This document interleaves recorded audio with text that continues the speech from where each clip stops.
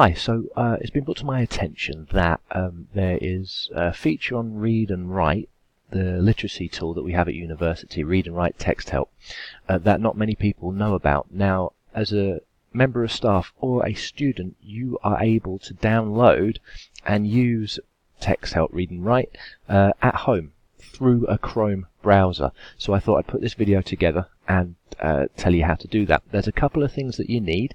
You need to have Chrome installed onto your computer, whether it be a PC, laptop, or whatever you've got.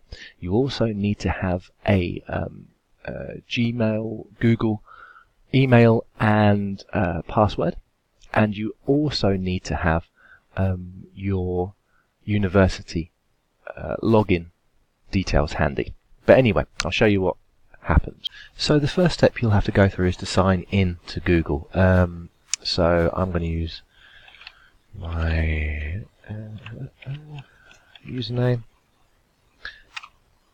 and I'm going to use my password. Now this is not something that the university provides, so you'd have to sign in using your own account. The reason you have to sign into Google first is because it allows you to add and take away certain extensions, and we will look at how to do that in the next step. But you actually have to be in the Google environment first off. So I'm just going to log on properly. Okay, so I'm in there, and then I'll just continue as we go through.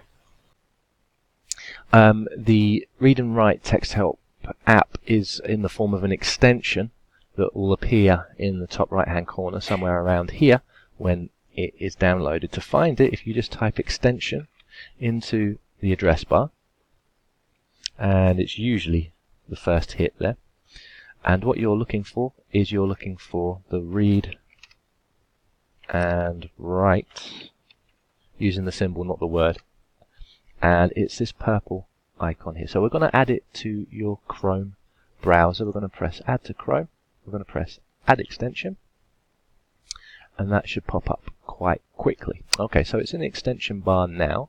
Now to use it to its full functionality, there are a couple of other steps that you need to go through. I'm going to nip over to the BBC website as an example, and then I am going to find a story. There we go. And I'm going to just click on the first one as an example. Now I'm going to open up Read and Write. It's going to give you a dialog box that's going to ask you to do something. If you can see this, what you can see is that some of these features are grayed out, which means that you can't use them. The features that you can use are hover speech, and you can have Read and Write read certain text from either web pages or Google Docs, Microsoft 365 documents, and so on and so forth. But what we would like to be able to use everything that we have in the toolbar straight off. So what we're going to do is we're going to go to this little icon here, because this is our options choice. We're going to press on that, and we're going to go down to accounts. Now this is the second account that you'll need. If we press on the sign in with Microsoft account, if you take note here, Microsoft sign in only supports work or school accounts. So what we're going to do is we're going to use your university username and your password. So that's for both students and staff members. We're going to go sign in with Microsoft. So I'm going to put in mine, full address with leeds.ac.uk on the end. And that will take us to the organisational page where we enter our password for university. This doesn't really matter that much, but if you want to stay signed in with that, we can press yes. And if we have a look now, we can see that the Read and Write software is now fully functional. So we have the original text-to-speech functions, but now we have a screenshot reader, we have the audio make, and we have our research tools.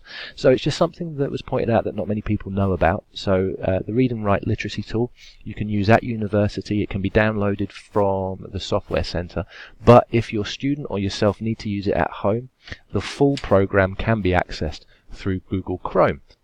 That's that. Thank you very much for listening. If you want to pass this information to your students, that would be great. If you want to use it yourself at home, and if you have any further questions or any further inquiries, just let me know at t.m.